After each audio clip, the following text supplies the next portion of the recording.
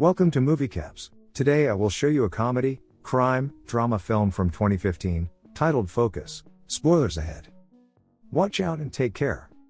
The con man Nicky Spurgeon goes to a bar in New York City. There he sees a beautiful young blonde woman with a man who seems to be pestering her. She flees from him and goes to Nicky's table to use him as a scapegoat. Her name is Jess. After a few drinks, she seduces Nicky into going upstairs to her hotel room, and they start making out. Then a man storms into the room with a gun and threatens to shoot Nicky. Jess says that he is her husband. Nicky then jokes that he is cancer, and Jess figures that he's onto them. Nicky says that the attempt was atrocious and how they should have done it if they really wanted to rob him before he leaves. Curiosity gets the better of him, and after Jess leaves the hotel, he approaches her and invites her out for coffee. Nicky tells her a story about two partners who were involved in a scam gone wrong, where one partner had to shoot the other to make it appear they were not working together. The partners in question were Nicky's father and grandfather, and one shot the other with something called Toledo panic button. Jess begs Nicky to teach her. He agrees and says that the con is a game of focus. Outside, Nicky explains that attention is a spotlight and their job is to dance in the dark. The human brain is slow and cannot multitask. You have to get inside the victim's head and perceive things from their perspective, he continues as he lifts things from her. He wishes her luck and leaves. Nicky takes his business to New Orleans with his friend Horst and his own team of grifters. On a side note, Nicky has a gambling problem as he loses money on a horse race. Jess finds Nicky a few days later after doing her research on him. She asks him to let her join the team. Nicky agrees to try her out and instantly introduces her to Horst. He knew Jess was coming. It's Super Bowl week and the town is packed with people. Jess joins them for a practice round. They lead her through the crowded streets where they swipe watches, purses and other jewelry from unsuspecting people. Nicky is impressed and she gets to join the team. They also take her to a hotel casino where they let her in on even more of their schemes, like identity theft and credit card forgery. They even set up fake ATMs to record the PIN codes. Jess meets Nicky's friend and partner Farhad. He's involved in even more complicated schemes. Farhad basically ignores Jess' existence and asks everything about her, even if Nicky will be tapping that because he surely would. Despite his behavior, Jess still takes a liking to him. When explaining to Jess what they are doing with the stolen data in their base and how they are splitting the profits percentage-wise, she notices a necklace she likes, but Nicky tells her that everything they steal has to be sold, so there's no proof. When Jess inquires to Nicky about a big con, so big that they can retire on the spot, he just says that they are in a bulk business and that big scams are just a fantasy. While all the bags are checked and the money is counted, Nicky asks for a cash stack to bid on a racetrack. Nicky gets Jess a place to stay, and when she asks him for a lift, he tells her she'd better get a cab. He points out to her that there should be no romantic relationship between them. Sometime later, he comes to her anyway and they start getting it on. Jess asks Nicky why some people call him mellow. He says his dad used to call him that because he told him he was soft like a marshmallow.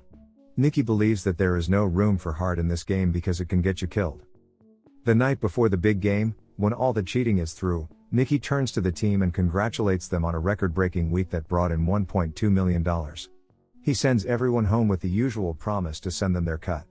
Horst gives Nicky the bag of money and makes Nicky promise that he will not gamble with it. Nicky promises as Jess looks on. Nicky and Jess are going to a football game. Jess mentions that she does not like football, so Nicky makes a game of making little bets with each other, like whether one fan will catch a hot dog and whether another will be too drunk to stand up for the wave. They see a woman in short shorts and bet how many men will look at her butt as she walks by. Jess bets 8 and Nicky bets 3. A curious man named Mr. Liuyan joins the game and bets 5. 7 men look at the woman's butt as she walks by, with Jess being the closest.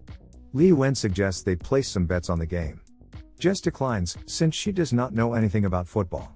Nicky accepts his suggestion and they bet $1,000, with Nicky losing.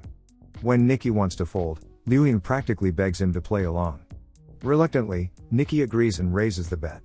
He loses and gives him the stack of bills. The stakes escalate as the two get going. After losing $100,000, Jess thrusts the bag of cash into Nicky's arms and tells him they have to leave. He takes the money, slides it on the table, and bets all of the remaining cash, $1.1 million, on a simple high card draw. Liuyan is thrilled, he calls and draws a 5. Nicky is elated as the odds are in his favor. When he turns the card over he sees a 3. He loses everything their team has been working on. Jess sits down in shock and Nicky just stands there stunned. Nicky finally has enough and wants to leave. Mr. Liuyan goads him again. That's what you get for playing with the big boys. Nicky turns around and decides to double the bet again. He tells Liuyan to pick any player on the field, and he will guess which one it is, a seemingly impossible chance. Mr. Liuyan thinks he's crazy and does not bet on crazy people, so he declines. Nicky sweetens the deal by saying Jess will pick the player Liuyan saw, much to Jess' dismay. Liuyan cannot turn down free money, so he picks a player. As Jess nervously looks through the binoculars, Liuyan gives them a chance to back out. Jess looks to Nicky, who seems to be begging him to take this chance to back out, but Nicky tells her to pick. Jess nervously scans the players again. Suddenly, she spots Farhad, who is wearing a number 55 jersey. She grins and picks him, and to everyone's, but Nicky's surprise, that's the right answer. On the cab ride home, Nicky, now carrying a lot of money, explains to Jess that this was planned from the beginning.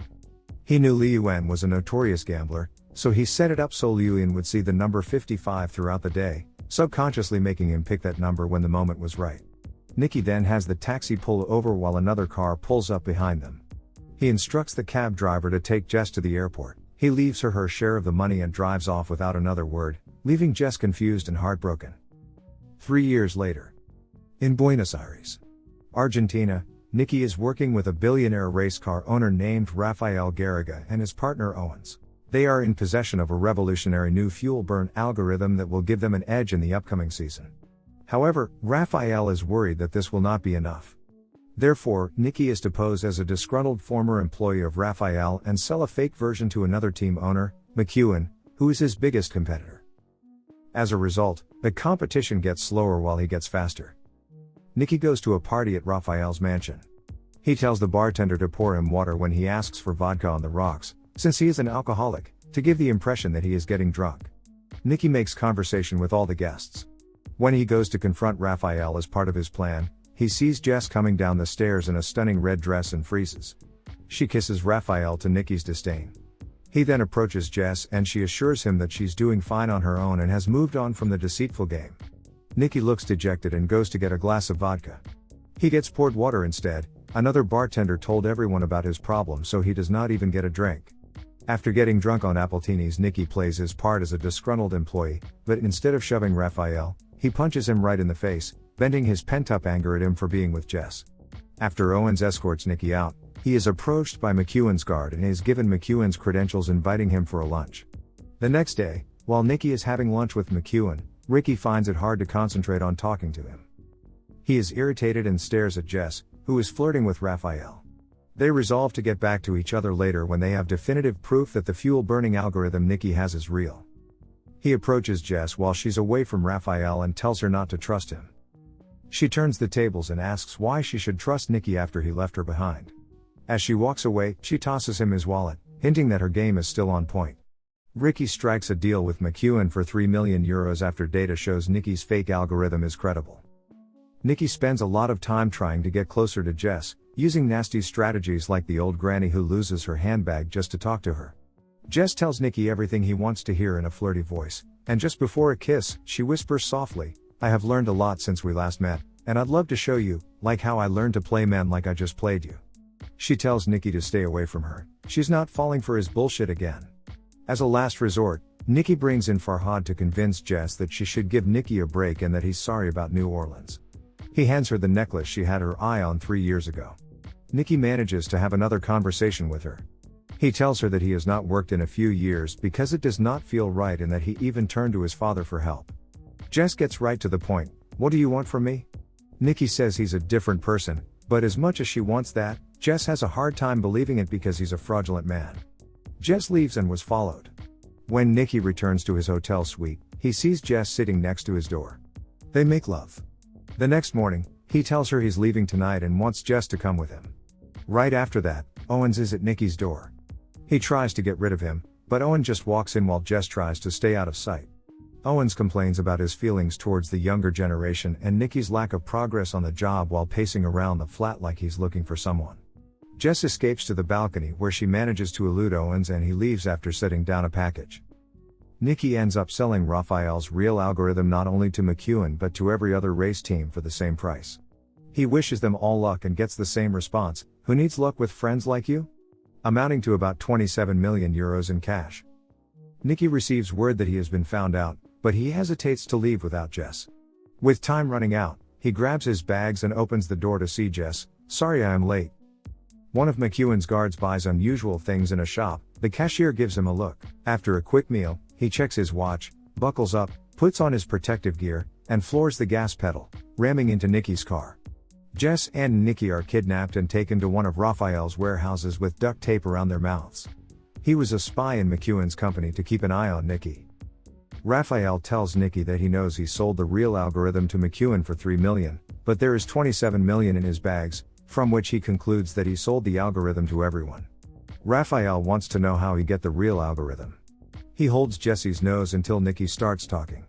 Nicky finally admits that he used Jess and put a bug on her necklace, so when she returned to Raphael's hotel room, the bug intercepted his computer password.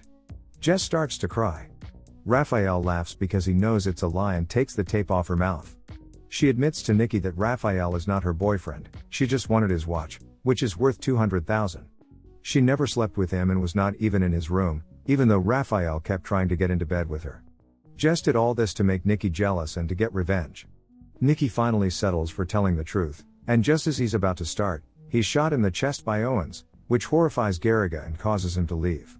Nicky appears to be bleeding out while Jess cries and tells him she loves him. It looks like Nicky is going to die until Owens says he hit Nicky in the right place to avoid the major arteries, even though he punctured his lung. Owens gets the blood out of Nicky's lungs and brings him back to life. Owens then calls Nicky mellow, making Jess realize that Owens is Nicky's father, Nicky Spurgeon, that he was in on the scam all along and that they just performed the Toledo panic button. The package Owen left Nicky one morning was the real algorithm. Owens drives Nicky and Jess to the nearest hospital. He reminds Nicky of what he said regarding putting your heart into the con game and adds that he'll take all the money. Jess helps Nicky walk to the entrance of the hospital. Nicky grins when he notices that Jess is wearing Garriga's watch on her wrist. The end. Thank you for watching. Subscribe if you'd like to see more videos like this.